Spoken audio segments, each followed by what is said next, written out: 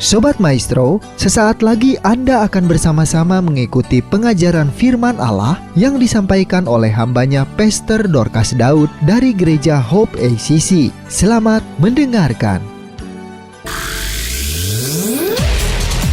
Shalom, Anda akan mendengarkan program Kuasa dalam Firman-Nya yang disampaikan oleh Pastor Dorcas Daud dari Hope ACC dan Dorcas Ministries.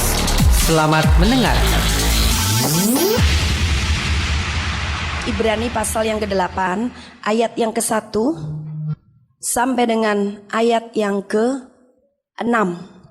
Inti segala yang kita bicarakan itu ialah kita mempunyai imam besar yang demikian, yang duduk di sebelah kanan tahta yang maha besar di sorga, dan yang melayani ibadah di tempat kudus, yaitu di dalam kemah sejati yang didirikan oleh Tuhan dan bukan oleh manusia. Sebab setiap imam besar ditetapkan untuk mempersembahkan korban dan persembahan, dan karena itu Yesus perlu mempunyai sesuatu untuk dipersembahkan. Sekiranya ia di bumi ini, ia sama sekali tidak akan menjadi imam, karena di sini telah ada orang-orang yang mempersembahkan persembahan menurut hukum Taurat. Pelayanan mereka adalah gambaran dan bayangan dari apa yang ada di sorga, sama seperti yang diberitahukan kepada Musa ketika ia hendak mendirikan kemah. Ingatlah demikian firman-Nya, bahwa engkau membuat semuanya itu menurut contoh yang telah ditunjukkan kepadamu di atas gunung itu. Tetapi sekarang ia telah mendapat suatu pelayanan yang jauh lebih agung, karena ia menjadi pengantara dari perjanjian yang lebih mulia, yang didasarkan atas janji yang lebih tinggi. Kita tahu bahwa dahulu Musa diperintahkan oleh Allah membuat tabernakel.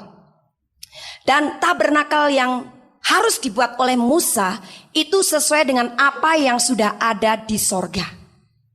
Musa suruh melihat dan memperhatikannya serta merenungkannya, barulah dia harus membuat tabernakel itu di alam materi. Dan kita tahu tabernakel perjanjian lama itu terdiri dari 3 bagian: pelataran luar, ruang kudus, dan ruang maha kudus. Oleh Allah, pembuatan tabernakel ini tidak boleh berbeda sedikit pun dengan apa yang sudah ada di sorga, karena ini merupakan penggambaran daripada 3 dimensi pelayanan Allah sendiri. Itu sebabnya Allah menghendaki supaya Musa membuatnya menurut contoh yang telah ditunjukkan kepada Musa. Dan Musa taat kepada perintah daripada Allah. Dia membuat tabernakel itu begitu rupa, persis seperti contohnya. Dan kemudian melalui tabernakel perjanjian lama ini, orang-orang Israel melakukan ibadah mereka. Tapi sekarang apa aplikasinya dengan kita orang-orang perjanjian baru? Sejak Yesus Kristus mati di kayu salib, dia kemudian bangkit dari kematian. Darahnya sudah dicurahkan habis-habisan di atas kayu salib. Dia menghadap kepada Bapaknya dengan membawa darah penebusan itu. Ini merupakan bukti darah itu adalah darah perjanjian antara orang-orang yang kelak percaya kepada penebusan darahnya dengan Allah Bapa.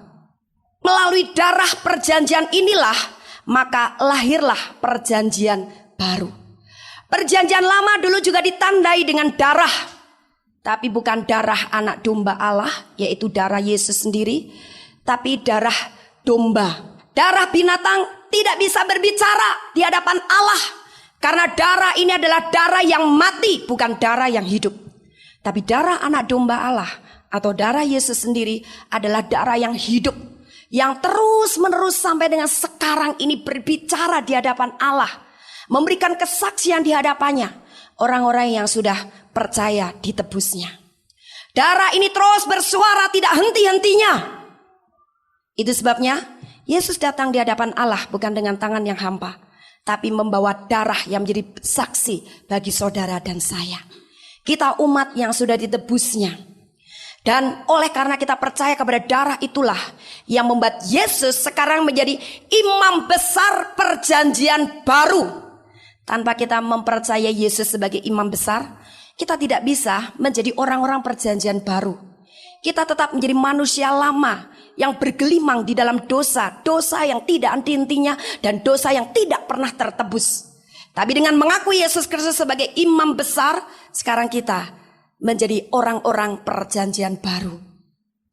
Nah, sebagai imam besar, ia menjadi pengantara antara kita dengan Allah.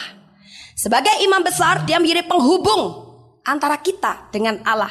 Sebagai imam besar, dia menjadi jalan pendamaian antara kita dengan Allah. Itu sebabnya pelayanan daripada Yesus adalah pelayanan yang jauh lebih mulia daripada imam besar perjanjian lama.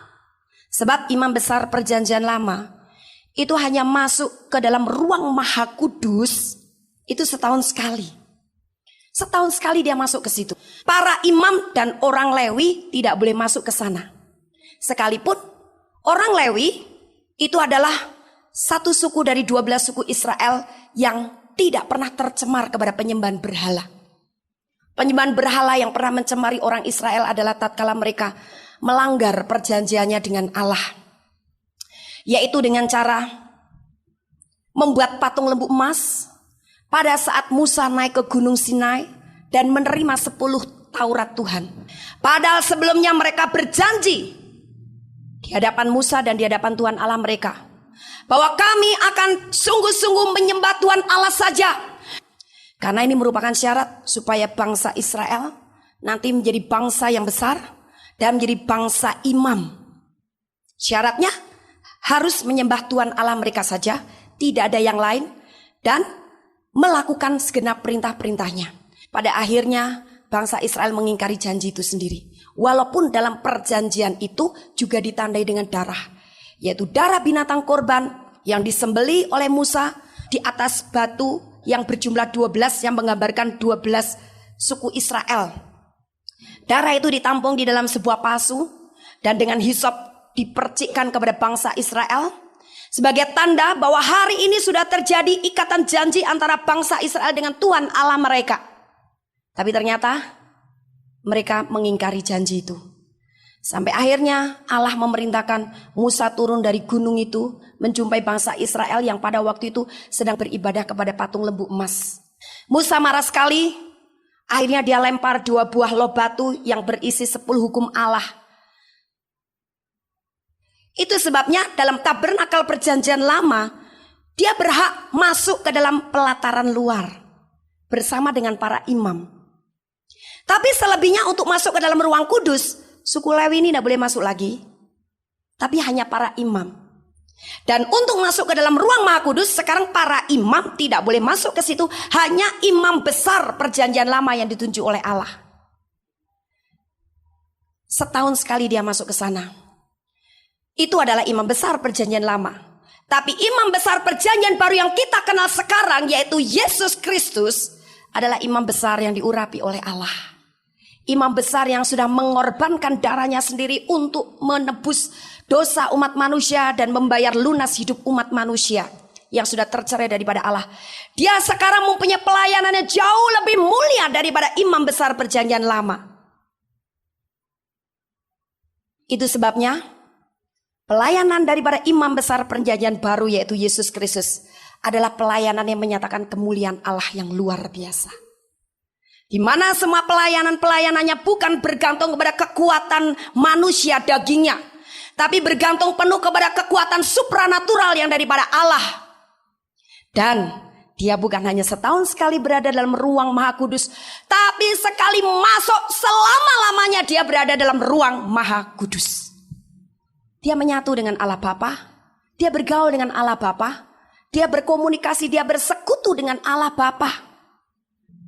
Ini adalah satu pelayanan yang luar biasa.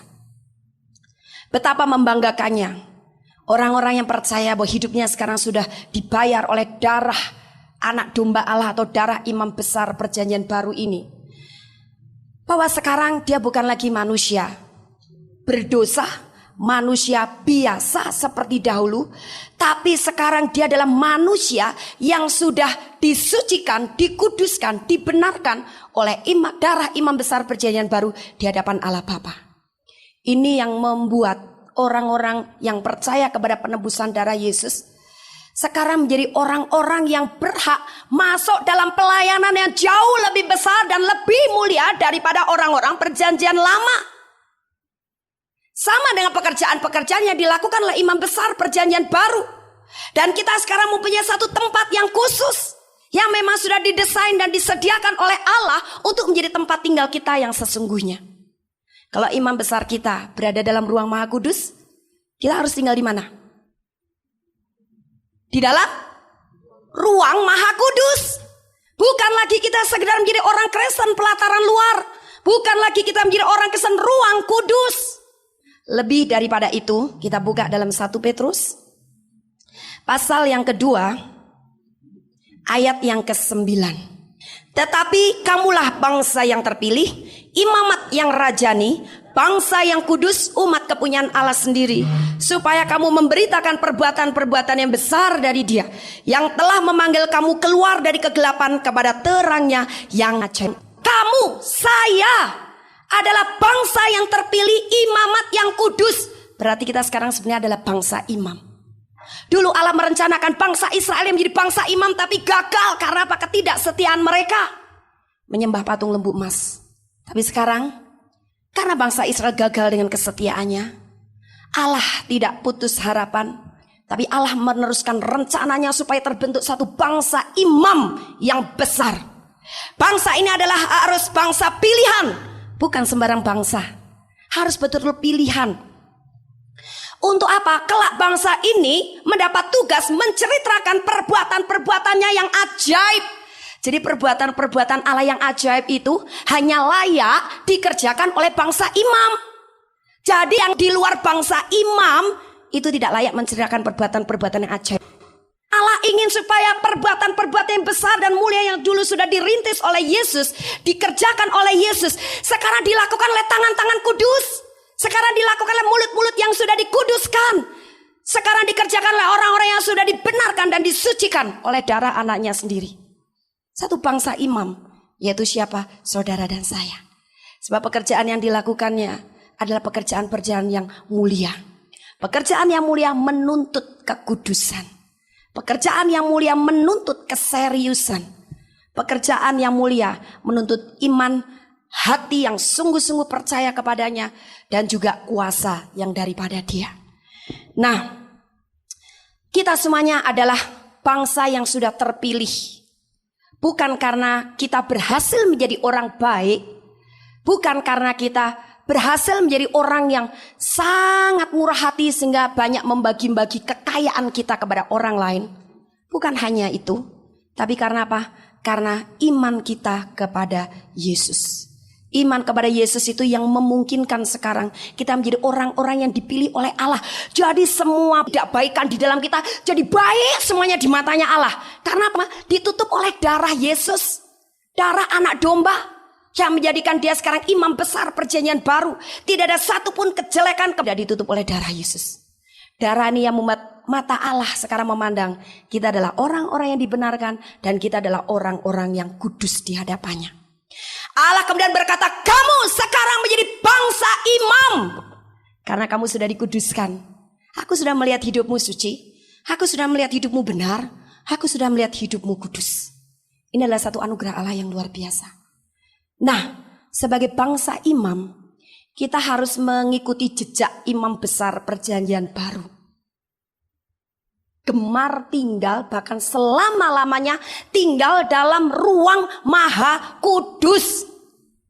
Sudah saatnya orang-orang Kristen sebagai bangsa imam tidak tinggal hanya di pelataran luar. Wah, rame-rame memang, heboh-heboh, banyak orang ngumpul. Tapi ke gereja, baca firman, berdoa, dibaptis. Perbuatannya tidak menceritakan perbuatan-perbuatannya yang ajaib. Jadi orang Kristen pelataran luar adalah orang Kristen duniawi, atau paling tidak masuk dalam ruang kudus. Orang Kristen ruang kudus adalah orang Kristen yang setengah daging, setengah roh. Kenapa saya bilang setengah daging, setengah roh? Dibilang setengah roh karena berbahasa roh ya. Dibilang setengah daging karena perbuatannya bukan perbuatan yang menyaksikan tentang perbuatan-perbuatannya yang ajaib. Nah, ini setengah daging setengah roh. Setengah matang itu tidak enak. Makanya tanggung-tanggung. Yang katanya sudah diurapi dan berbahasa roh, tapi kelakuannya bukan kelakuan imam. Masih berdusta, masih berbohong. Doanya, jam-jam doanya juga tidak menentu. Kalau senang lagi mau berdoa, berdoa. Kalau lagi malas nggak berdoa. Baca firman juga bolong-bolong. Kalau lagi mau baca firman, semangat baca firman. Wah, baca firman, terus baca buku-buku rohani. Tapi kalau ada yang lain yang menarik hatinya, dia mulai berpindah, mengalihkan perhatiannya kepada yang lain. Tutur katanya, perbuatan-perbuatannya. Nah, ini adalah orang Kristen yang setengah matang. Tapi yang dikehendaki Allah adalah orang-orang yang betul-betul matang. Bagaimana kita bisa menjadi orang Kristen yang matang? Selalu tinggal dalam ruang Maha Kudus. Kita adalah bangsa imam, ingat itu. Berapapun usia Anda, mungkin lebih tua daripada saya atau lebih muda daripada saya, atau bahkan mungkin anak-anak, tapi di mana engkau sudah mengakui ditebus oleh darah Yesus, engkau sudah lahir baru dan dimeteraikan oleh Roh Kudus, engkau adalah bangsa imam. Tidak peduli siapapun Anda. Banyak orang Kristen berpikir engkau bisa menjadi imam dalam pekerjaan Tuhan itu kalau sudah cukup tua, sudah cukup dewasa. Saya sekarang masih SD, saya sekarang masih SMP, saya masih remaja, saya masih kaum muda. Akibatnya mereka berperilaku seperti anak muda dunia, remaja dunia, dan anak-anak dunia. Tapi kalau setiap orang Kristen yang sudah percaya ditebus oleh darah anak domba Allah, darah Yesus, dia sadar bahwa sekarang dia bukan lagi orang dunia. Dia adalah bangsa imam. Mau tidak mau dia akan apa? Memberitakan perbuatan-perbuatan yang besar dari dia. Mau tidak mau dia tidak akan berperilaku, berbicara, bersikap, bertindak seperti orang-orang dunia.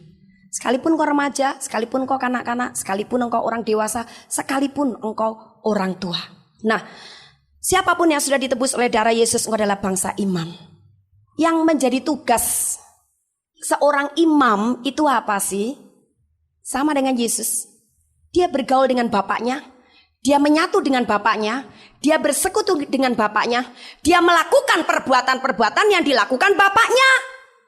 Sampai dia sendiri berkata, aku tidak mampu melakukan apa-apa tanpa melihat apa yang Bapa kerjakan. Dan dia juga berkata bahwa sampai dengan sekarang, hari ini aku masih melakukan pekerjaan-pekerjaan itu karena aku lihat Bapakku juga masih melakukannya. Jadi apa yang dilakukan Bapaknya, apa yang dikatakan Bapaknya, itu yang dikatakan oleh Yesus, itu yang dilakukan oleh Yesus. Itu sebabnya semua perkataan, semua perbuatan yang dikerjakan oleh Yesus adalah perkataan dan perbuatan yang rohani.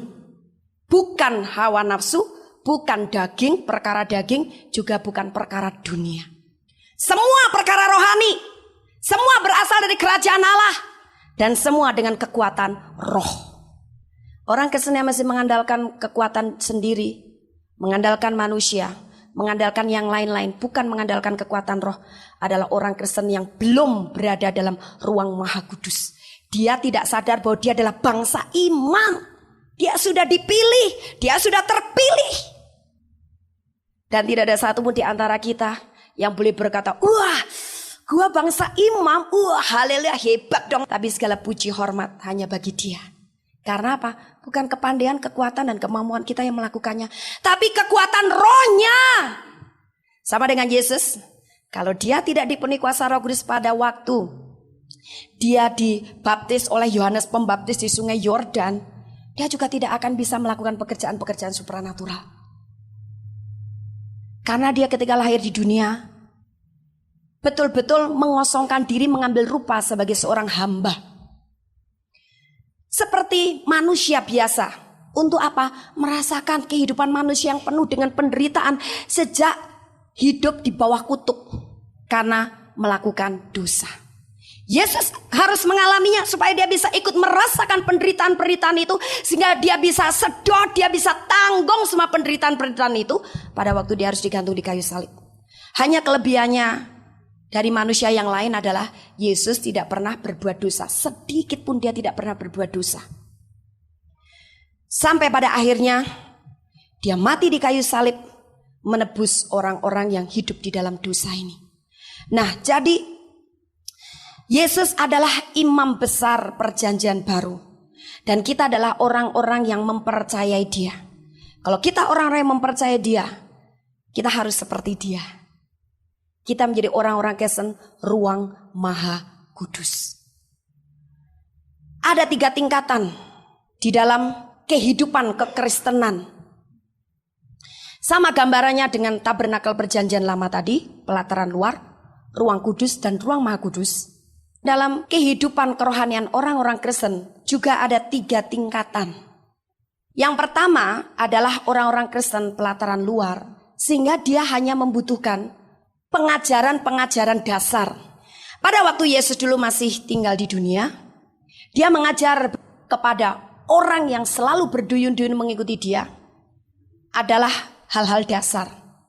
Itu sebabnya Yesus selalu menyampaikan pengajarannya dengan perumpamaan-perumpamaan. Sebab orang ini adalah orang-orang yang tidak akan ngerti diajak ngomong-ngomong yang rohani, yang dalam-dalam. Tidak akan ngerti karena pikiran mereka, otak mereka masih berkisar tentang perkara-perkara duniawi dan daging. Apa yang mereka makan, besok saya harus mengerjakan apa, waduh saya punya masalah ini, punya masalah itu. Datang kepada Yesus juga mau lihat mujizatnya saja. Kita tidak punya gandum nih di rumah, ayo yuk ikut kebaktiannya Yesus. Nanti kalau ikut kebaktian Yesus kita lapar, kita dikasih makan loh. Nah, kasih makannya mujizat lagi. Dia bisa bikin mujizat, bisa bikin pekerjaan yang ajaib. Dari 2 ekor ikan, 5 ketul roti, kita bisa dikasih makan sampai kenyang. Udah deh, kita tidak perlu memikirkan belanja apa hari ini, ikut aja kebaktian dia. Hanya melihat, ingin melihat dan menyaksikan apa yang dikerjakan Yesus, tapi tanpa sama sekali punya keinginan hati, bagaimana supaya aku bisa seperti dia. Mereka hanya menjadi orang-orang yang mengagumi perbuatan Yesus sendiri, tapi mereka tidak mau mengkaitkan dirinya dengan Yesus. Mereka tidak mau dengan setia mengikuti Yesus. Itu sebabnya Yesus harus mengajar mereka hanya perkara-perkara yang dasar. Dan itu pun dia sampaikan dengan perumpamaan-perumpamaan. Sekarang hal yang kedua. Kepada 12 murid yang dipilihnya sendiri, Yesus cara mengajarnya berbeda. Sekarang tidak seperti dia menghadapi orang banyak itu dengan cara mengajarkan hal-hal yang dasar melalui perumpamaan-perumpamaan. Tapi sekarang naik tingkat lagi, lebih tinggi daripada itu. Yaitu kepada 12 murid ini Yesus membukakan rahasia-rahasia kerajaan Allah. Dan sesudah itu Yesus memenuhi mereka dengan kuasa Roh Kudus. Berbeda dengan orang banyak. Orang banyak hanya diajar dasar-dasar melalui perumpamaan. Tapi kepada 12 murid ini Yesus membukakan arti perumpamaan itu. Karena itu merupakan rahasia kerajaan Allah. Dibukakan secara gamblang. Sampai Yesus setiap kali membukakan secara gamblang arti perumpamaan itu, Yesus selalu mengakhiri dengan perkataan ini.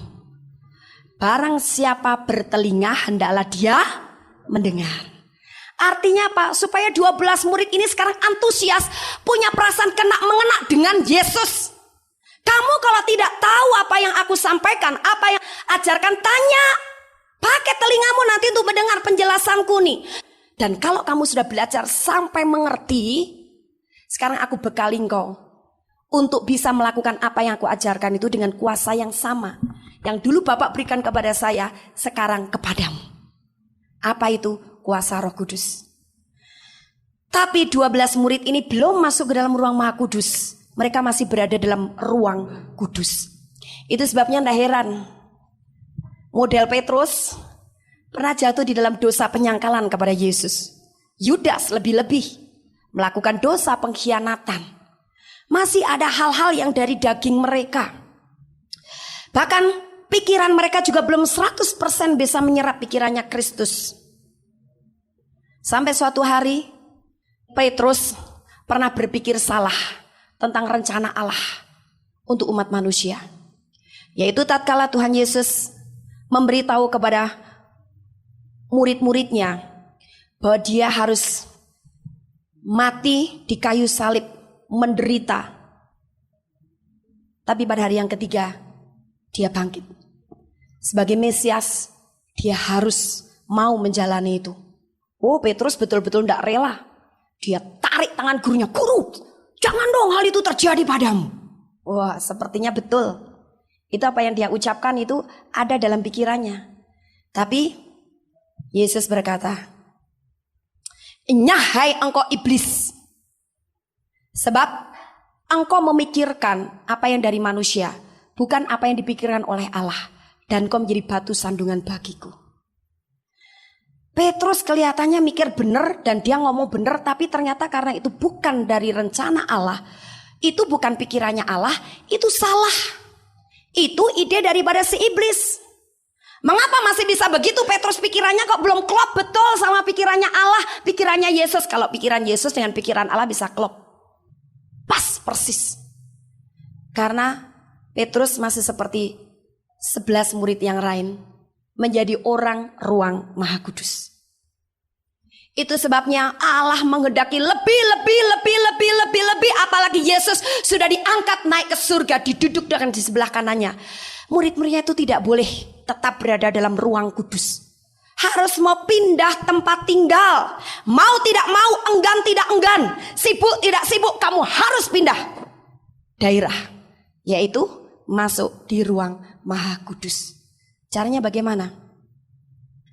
Mereka mulai diubahkan melalui peristiwa-peristiwa kegagalan mereka. Seperti Petrus, dia gagal untuk menyatakan kasihnya kepada Yesus dengan menyangkalinya. Yesus sembuhkan hatinya. Sekarang diberikan pengurapan demi pengurapan. Murid-murid Yesus yang 12 tanpa Yudas tapi digantikan oleh Matias, mereka terus-menerus sekarang membutuhkan pengurapan itu, membutuhkan pewayan pengajaran firman yang benar. Itu sebabnya dikatakan di dalam Kisah Para Rasul, rasul-rasul Tuhan atau murid-murid Tuhan ini setiap hari mereka berdoa dengan sehati. Doa mereka untuk apa?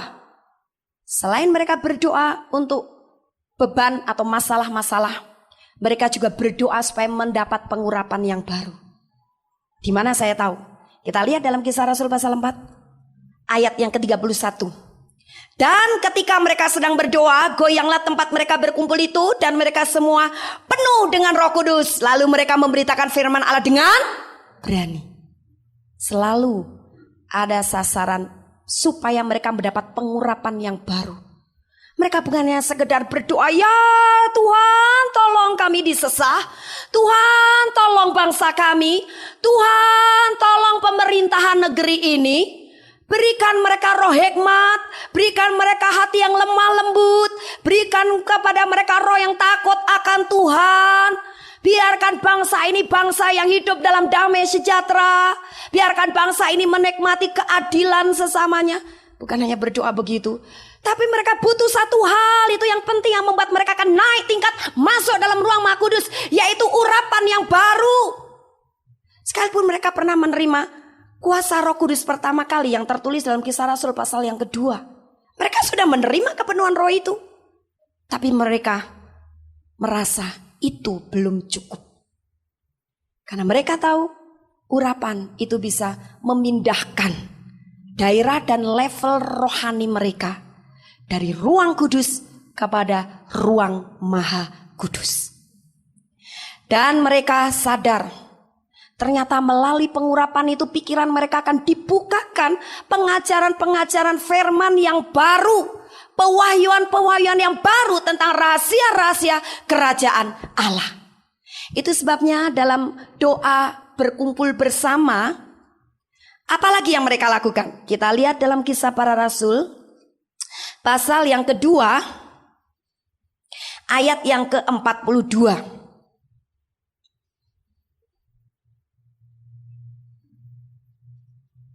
Ayat yang ke-42 kita baca sama-sama. 1, 2, 3.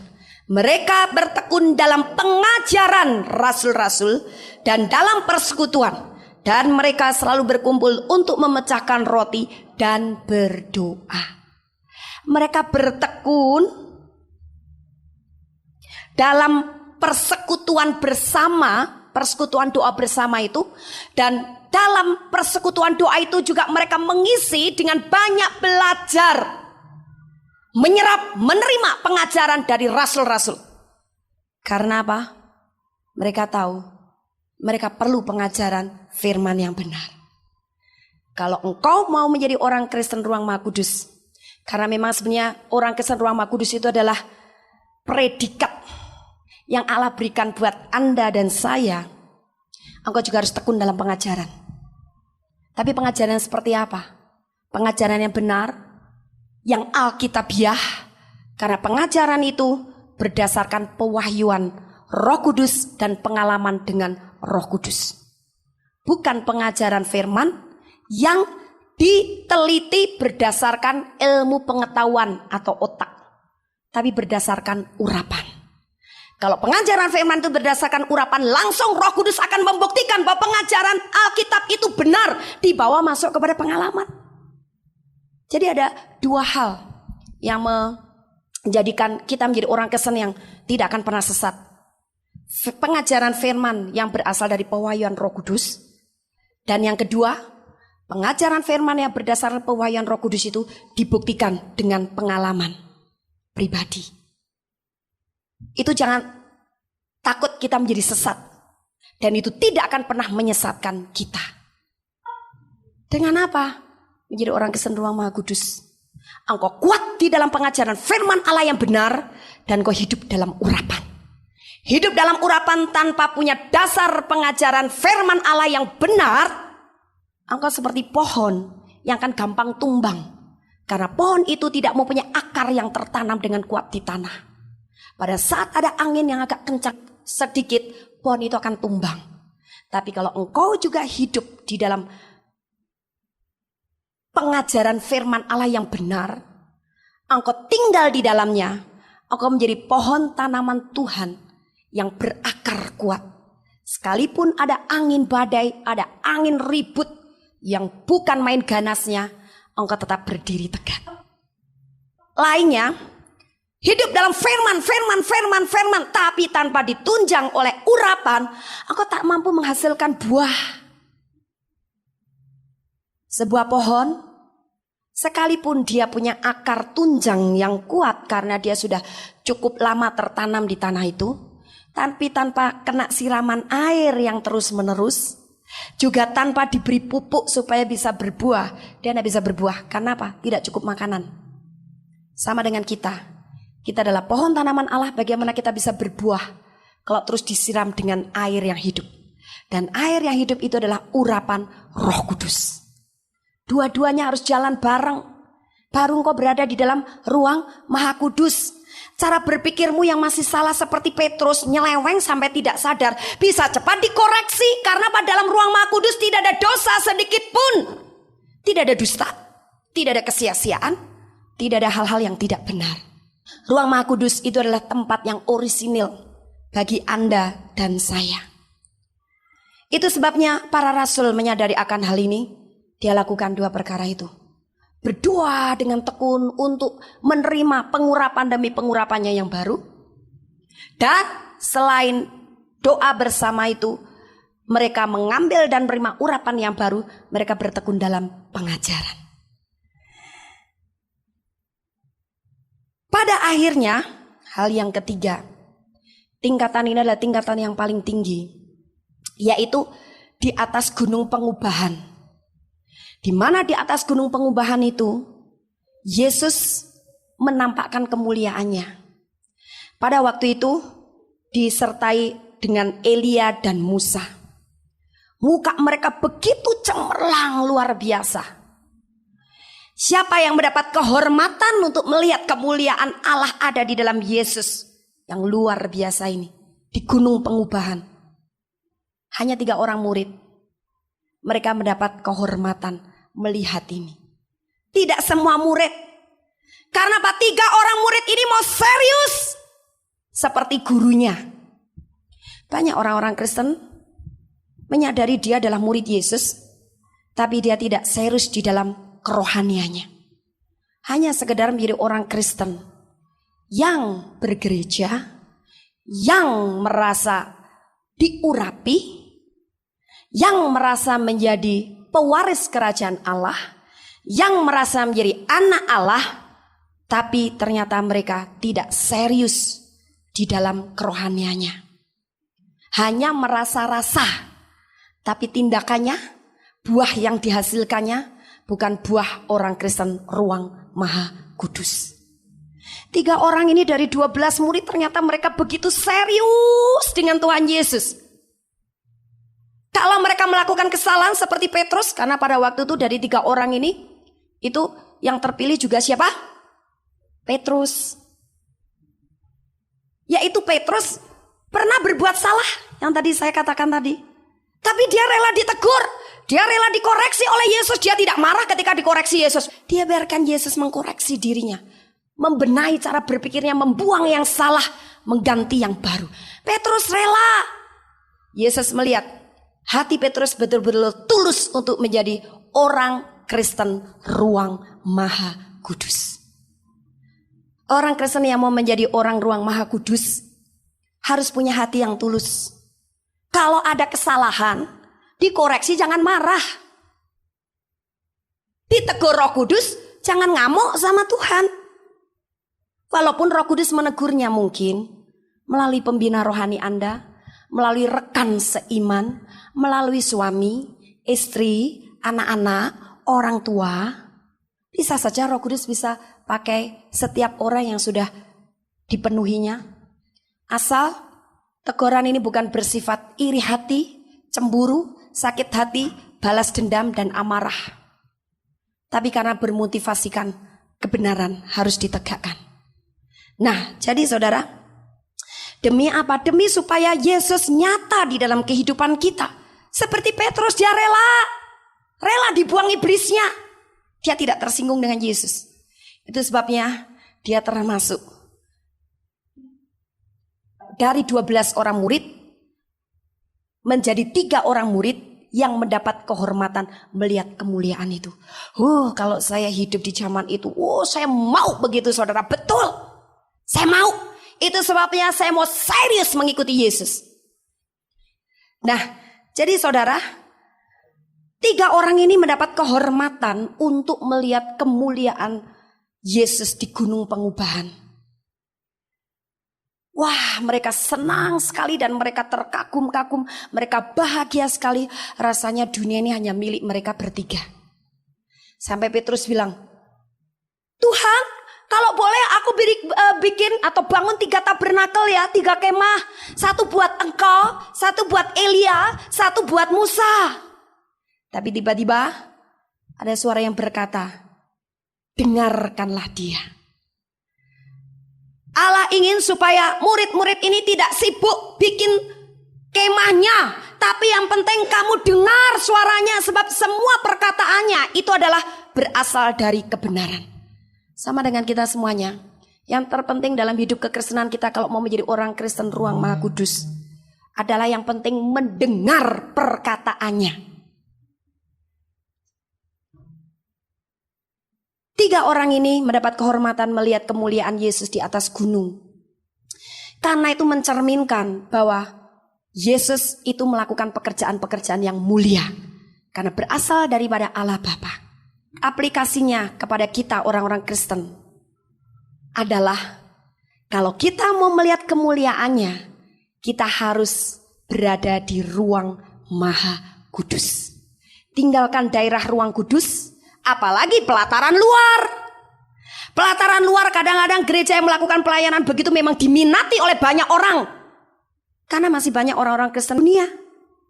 Nah saudara, ini kelemahan gereja Tuhan yang tidak membawa pelayanan dalam gereja itu pelayanan ruang Maha Kudus.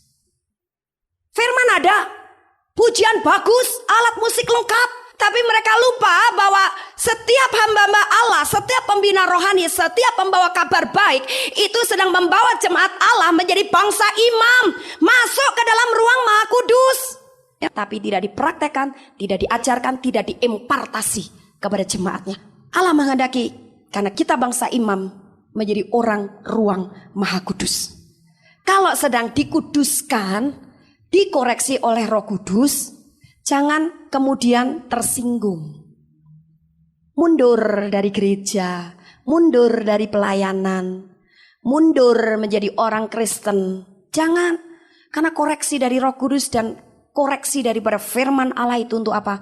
Menyempurnakan kita semua. Allah mau terus bekerja di dalam kita sampai targetnya kita sempurna seperti Yesus. Nah, untuk itulah saya mengajak semua yang mendapat berkatan. Jangan selama menjadi orang Kristen pelataran luar atau ruang kudus saja, tapi mulai masuk bersama-sama dalam ruang Maha Kudus. Engkau mulai membuahkan pekerjaan-pekerjaan Yesus yang nyata. Hidupmu juga hidupnya Yesus. Yesus setiap kali bersekutu dengan Bapaknya. Setiap saat dia berdoa dan dia berdialog dengan Bapaknya. Tidak ada yang lain. Pada saat seperti itu Yesus merasa dunia ini hanya milik mereka berdua. Bisakah Anda sekarang menjadi orang Kristen yang punya persekutuan pribadi dengan Tuhan setiap hari sampai engkau merasakan bahwa dunia ini hanya milik Anda dan Yesus, Allah Bapa dan Roh Kudus berdua? Bisakah engkau mengenyampingkan hal-hal yang itu hanya semu, walaupun toh kita harus menghadapinya. Tugas di kantor, tugas sebagai ibu rumah tangga, tugas sebagai anak, tugas sebagai seorang pelajar, tetap. Tapi saya percaya orang Kristen ruang Maha Kudus akan bertanggung jawab atas semua tugas-tugasnya. Sebab menjadi saksi untuk menceritakan perbuatan-perbuatan ajaib juga dalam arti kita menjadi teladan di mata orang dunia. Jangan terus sekolah akhirnya gagal, rapot merah melulu.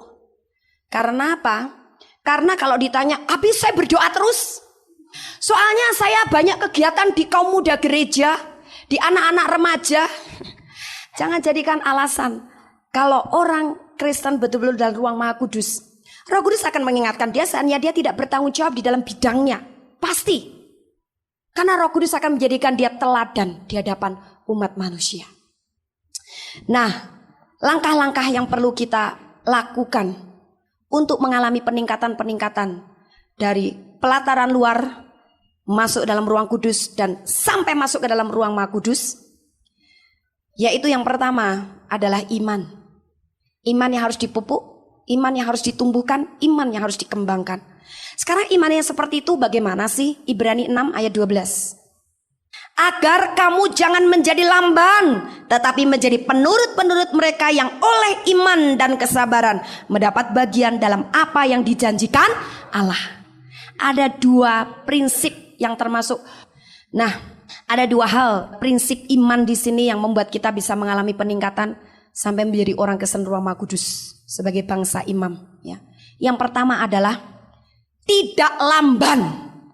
Bagaimana seseorang menjadi tidak lamban? Kalau dia rajin dan aktif. Seseorang bisa menjadi aktif dan rajin kalau dalam hatinya betul-betul menekuni sesuatu dengan serius. Kalau engkau dengan Tuhan Yesus sungguh-sungguh serius, engkau akan rela tekun menjadi seorang murid yang baik. Engkau akan selalu mempunyai semangat yang tinggi, agresif, tapi bukan agresif dalam arti yang negatif, tapi dalam arti yang positif. Engkau bukan menjadi orang Kristen yang gampang loyo, gampang lelah, gampang bosen, tapi engkau akan menjadi orang Kristen yang dinamis. Wah, selalu jiwa dan roh kita mengembang kalau kita ingat tentang Yesus, tentang pekerjaan-pekerjaannya, tentang perkara-perkara rohani. Bersemangat, excited. Nah, yang kedua prinsip iman di sini selain tidak lamban adalah kesabaran. Di sini adalah percaya penuh bahwa apa yang sudah dijanjikan oleh Allah itu pasti terjadi. Saya ambil contoh Abraham. Abraham itu dijanjikan oleh Allah bakal punya anak laki-laki dari istrinya sendiri Sarah. Padahal waktu itu kondisi Abraham sudah tidak mungkin, dia sudah 100 tahun, istrinya 90 tahun. Tapi tetap Abraham percaya kepada janji itu. Tapi Sarahnya nih yang tidak sabar. Dia sabar menunggu penggenapan janji Allah.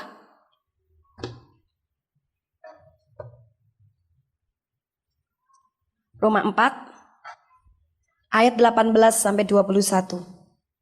Sebab sekalipun tidak ada dasar untuk berharap, namun Abraham berharap juga dan percaya bahwa ia akan menjadi bapa banyak bangsa menurut yang telah difirmankan, demikianlah banyaknya nanti keturunanmu. Nah, ini ayat membuktikan bahwa Abraham itu percaya penuh dan tetap berharap, menunggu, menantikan dengan sabar. Banyak orang Kristen tidak sabar menunggu penggenapan janji Allah. Akhirnya dia berontak, dia protes, dia kecewa dengan Allah. Tapi Abraham tidak demikian. Sekali Allah berjanji kamu akan menjadi bapa banyak bangsa, Abraham percaya. Imannya disertai kesabaran yang luar biasa. Nah, kita juga harus punya iman yang seperti itu. Orang Kristen Ruang Maha Kudus setiap hari mulutnya, perkataannya gemar memuliakan Allah. Sebab dengan kata-kata yang memuliakan Allah, apa yang kau ucapkan itu terjadi di dalam hidupmu. Termasuk pergumulan doamu, sekalipun belum ada kenyataannya, tapi katakan kepada dunia, saya percaya bahwa Tuhan sudah mengabulkannya. Itu adalah pernyataan iman. Iman yang disertai dengan kesabaran karena percaya penuh kepada janji Allah. Sekarang hal yang kedua adalah melekatlah terus-menerus kepada Yesus, supaya kita bisa mengalami peningkatan menjadi orang Kristen Ruang Maha Kudus. Kita melekat kepada Yesus itu bukan satu alamat yang salah. Memang yang dituju adalah Yesus. Harus tetap pada Yesus. Hal yang ketiga yang perlu kita lakukan adalah membawa orang kepada Yesus. Yohanes pasal 1 ayat 36 sampai 39. Dan ketika ia melihat Yesus lewat, ia berkata, lihatlah anak domba Allah. Kedua murid itu mendengar apa yang dikatakannya itu, lalu mereka pergi mengikut Yesus. Tetapi Yesus menoleh ke belakang, ia melihat bahwa mereka mengikuti dia, lalu berkata kepada mereka, apakah yang kamu cari? Kata mereka kepadanya, Rabi, artinya guru, di manakah engkau tinggal? Ia berkata kepada mereka, marilah dan kamu akan melihatnya. Mereka pun datang dan melihat di mana ia tinggal. Dan hari itu mereka tinggal bersama-sama dengan dia. Waktu itu kira-kira pukul 4. Yohanes sebetulnya sudah mempunyai murid. Dan pada waktu kemudian Yesus datang hari itu, Yohanes sedang bersama dengan 2 orang muridnya. Tapi Yohanes sadar bahwa kedudukannya hanya sebagai pembuka jalan untuk umat manusia ini datang kepada yang orisinilnya. Sang penebus, sang juru selamat, anak domba Allah yang bakal menebus hidup mereka, yaitu Yesus. Itu sebabnya Yohanes tidak egois. Sekalipun dia sudah punya murid, dia tidak ketakutan kalau muridnya nanti bakal ikut Yesus. Biarin saja ikut Yesus, karena memang tujuannya ikut Yesus. Itu sebabnya tanpa segan-segan, ketika dia melihat Yesus lewat, ia berkata, lihatlah anak domba Allah. Dan betul saja, kedua murid yang sedang bersama-sama dengan guru Yohanes, ketika mendengar hal itu, apa yang mereka lakukan? Lalu mereka pergi mengikut Yesus. Apa yang Allah rencanakan dan tujuan Allah kepada Anda dan saya sebagai bangsa imam atau orang Kristen Ruang Maha Kudus? Membawa orang ikut Yesus. Jangan hanya Anda berpikir, yang penting aku sekarang udah selamat loh. Bukan begitu. Tapi engkau harus membawa orang datang kepada Yesus. Kalau engkau tidak pernah membawa orang datang kepada Yesus, engkau bukan bangsa imam. Engkau adalah bangsa imam, orang-orang yang terpilih. Dan engkau adalah orang-orang Ruang Maha Kudus. Haleluya. Kami percaya Anda pasti diberkati oleh firman Tuhan yang disampaikan oleh Pastor Dorcas Daud STH dari Hope ACC dan Dorcas Ministries. Dan bila Anda memiliki pertanyaan seputar kegiatan pelayanan kami, Anda dapat menghubungi kami di 08 222 703 0006. Sekali lagi di 08 222 703 0006. Sampai jumpa kembali. Tuhan Yesus memberkati.